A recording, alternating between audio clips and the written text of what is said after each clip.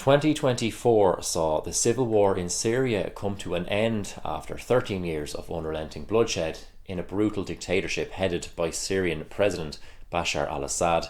Having its origins in the Arab Spring of 2011, the conflict culminated in the toppling of Assad's regime, though at the cost of an estimated 600,000 lives and the forced displacement of 14 million people.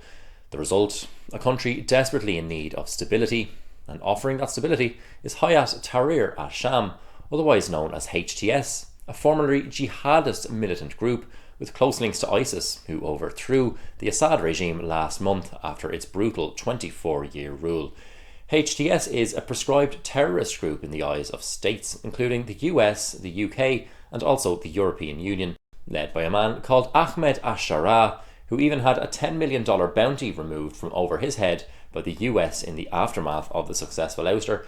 HTS has already demonstrated a blueprint for progressive governance of Syria, having run the country's northwestern province of Idlib since 2011.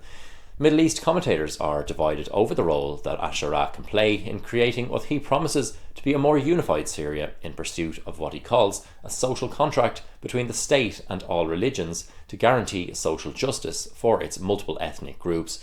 Al-Shara claims that 60% of women in Idlib were attending university under the group's rule in the province.